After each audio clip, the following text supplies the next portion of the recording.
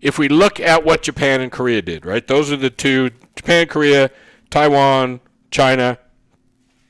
Those are the really, and China hasn't finished yet, so we'll see in the long run. But for sure, the other three are great examples of taking a very poor country. At the end of the Korean War in 1952, estimates are that the GDP per capita in Korea is like $60 a person.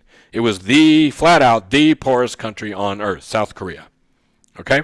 North Korea is still pretty much the poorest country on earth. It hasn't changed much in 60 years. South Korea is now, again, one of the top 20 richest countries on earth. All right? Why? And Japan went, at the end of World War II, was one of the poorest countries on earth. So in Korea, they have things called chaebols, which are conglomerates of companies from different industries and a bank. In the United States, if a whole bunch of companies want to get together and work together and they get a bit, we'd stop them. It's against the law in the United States to do this. It's just flat against the law. Okay? But in Korea and Japan, it's not only not against the law, it's officially encouraged. So these groups of companies get together and they work together. Now, in Korea, this all started with a military dictator. This guy took over the country. He was a military dictator. He was a mean person, did all kinds of bad things. There was certainly a lot of corruption in his world, but he set about saying, this is what we're going to do, and he was successful. So it's quite possible for systems that aren't very free to do quite well. And, of course, China's economic system is not exactly a free system, right? The government used to own a piece of every business, still owns large pieces of most businesses. It's intimately involved in all this economic stuff. The government actually does industrial espionage for companies. All right? So companies like Samsung, Hyundai, LG, those are conglomerates that have, they make cars and they make electronics and they have a bank and they make stuff. They just have a wide range of products that they produce under all kinds of different names. In Japan, those things are called keiretsus. In the old days before World War II, Japan actually had these and they were called zaibatsus. There's a variety of kinds now in Japan, and there's more than there used to be, but companies like Mitsubishi and Sumitomo and Toyota and Toshiba, they get different companies. So Toyota might own its own steel companies, and it might own its own shipping companies. And there's a bank in the middle of this that takes care of financing all these companies, and they all work together. And again, in the United States, we go, no, we have laws against that, but that's the way that they work. Okay? And it was highly successful. It was a highly successful way to work. Okay? Then they used protectionism. As these countries were starting up their steel industries and their car industries and their electronics industries, they used protectionist trade philosophies. They stopped U.S. competitors from coming in. So we couldn't sell cars in Japan, and we couldn't sell computers in Japan. Okay? And that let their industries grow internally, and then they spread out to the greater world. Then in both of these cases, and in the case of Taiwan as well, and in the case of China, the government made a plan. The government had an actual, real plan. Okay? We wing it, right? We don't have a plan for what we're doing for COVID-19. There's, the Obama administration wrote a plan to help to do a pandemic, deal with a pandemic, an 80-page plan, and because it was from the Obama administration, the Trump administration wouldn't use it, but there's never been a replacement. There's no plan. What's the plan for economic development, for making the United States stronger 20 years from now? There isn't one. Okay? We write plans at UNLV, and our plans say we're going to do everything for everyone in the future. Well, that's not a plan. Okay? Here you had governments that actually laid out plans. So Korea says, we are going to be world-class at making steel, and then we're going to move into making cars. And Japan is all, we're going to make steel. We're going to start making all this stuff, but we're going to be a big steel producer. We're going to be a car producer.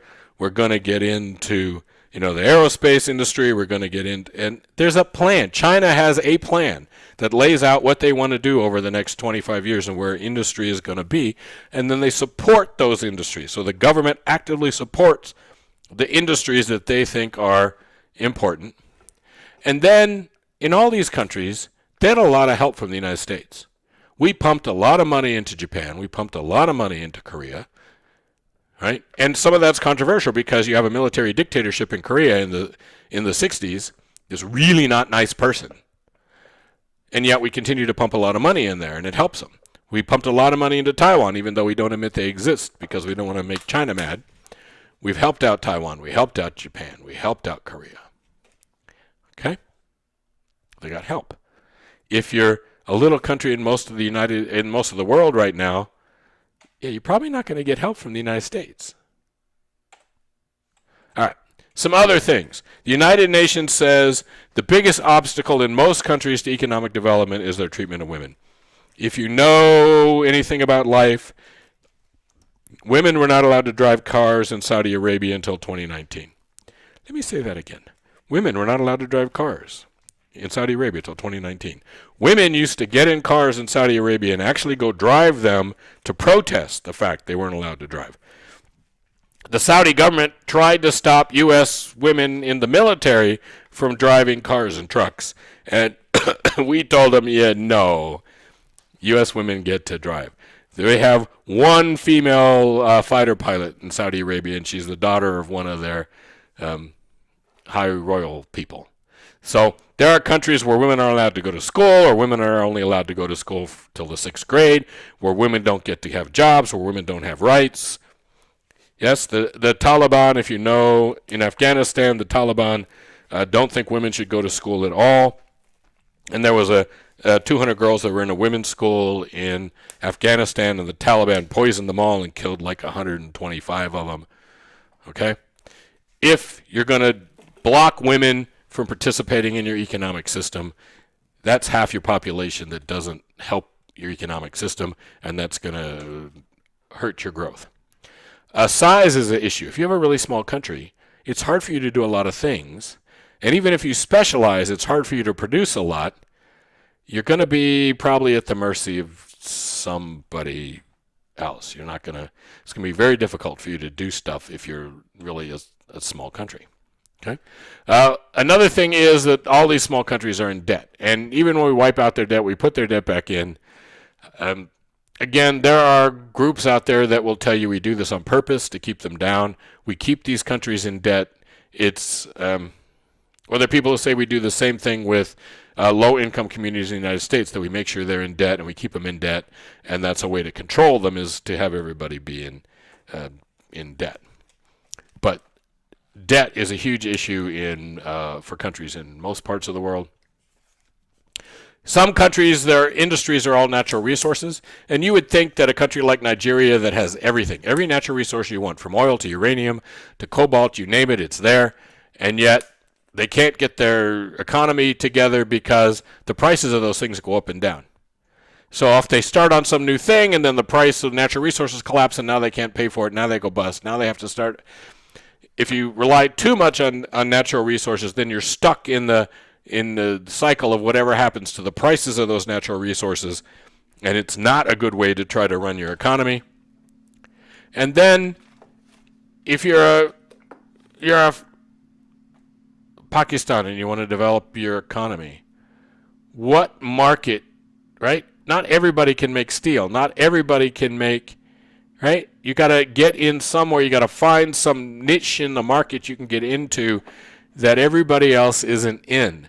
At the end of World War II, Korean War, where everybody's rebuilding, whoever jumps into the steel market first has a chance, right? So anybody could have, right? So Korea and Japan, the United States, Germany, Brazil, all these countries pop out that all of a sudden are making steel, and as the demand for steel really booms.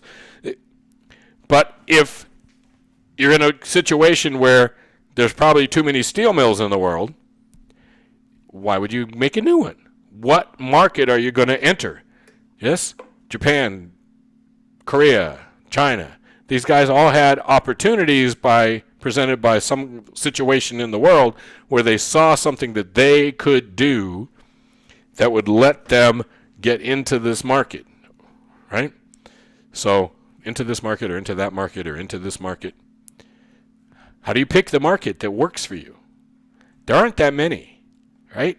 What do you do? What do you specialize in that's really worth specializing in? And then, of course, again, there are lots of people in the world who think the real problem, the real reason that poor countries stay poor and rich countries stay rich is that through globalization, the big countries are just holding down the little countries, that we're keeping the little countries from growing on purpose so we can make sure they buy our stuff, we can get their stuff cheap, right? That us and Western European countries and Japan, we're all just doing this on purpose. Okay? Exciting. And again, the Costa Rican example is a good example of a country that's trying to improve itself, and it got those companies to come in. But notice that the companies that went in there put manufacturing plants in there. They didn't move their headquarters there. They didn't move their design operations there. They put factories that make the stuff there. And Intel, for example, shut down a lot of their operation there because of the stuff they were making in Costa Rica, they don't make anymore. It's not that Intel doesn't make lots of stuff and isn't still this giant company that makes lots of stuff, but when they switch from one product to another, right, creative destruction, it was the Costa Rica plant that got destroyed, and Costa Rica's moved on to medical equipment, okay? But they're not running the ship. They're trying to take advantage of the fact that the stuff is out there, but they're not running it. They're not really in control of that marketplace. So there's lots of other suggestions of things to do. One, for example, is what's called microfinance, that we in big countries, we think about making $1 million loans, and really what little countries need is somebody who can make $500 loans. That the way to improve the situation in Central and South America countries or in Asian countries or African countries isn't to try to make multi-million or billion-dollar loans to build giant factories. It's get somebody a sewing machine so they can start a business as a tailor. Get somebody a set of tools so they can go into construction. Get, right, little things, microfinance, stuff so that individual people can start individual careers, that together they can do something that would help the country. So there's all kinds of ideas and all kinds of issues here, and it's not as simple as, well, they need to save more and stop being corrupt. These complex, right? Everything in economics is inherently complex. We like to think it's simple, but ceteris is never paribus. There's always 10 things going on at the same time, and it's really hard to figure out sometimes what that right answer is. And again, we already talked about this. Who makes the cheap stuff? It used to be the United States in its day made the cheap stuff. Then Japan was the country that made the cheap stuff. Watch Back to the Future, and you'll see that Doc Brown thinks China makes all the cheap stuff. Marty's like, no, they make the good stuff. Somebody always has to make the cheap stuff. So first it's Japan, then it's Korea, then it's China, now it's Vietnam. Maybe eventually it's going to be Africa, and that's when Africa will finally boom. Or it's going to be Central and South America, and they'll boom. Or it'll be, Malaysia or Indonesia. You with me? Somebody always has to make the cheap stuff in our world. It seems like the way it always is. And every 20, 30 years, whoever makes the cheap stuff changes.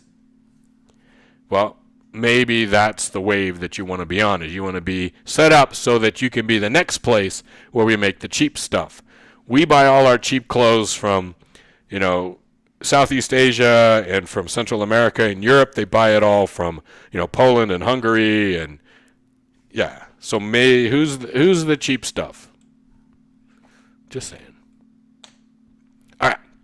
So off to talk about something called aggregate demand and supply.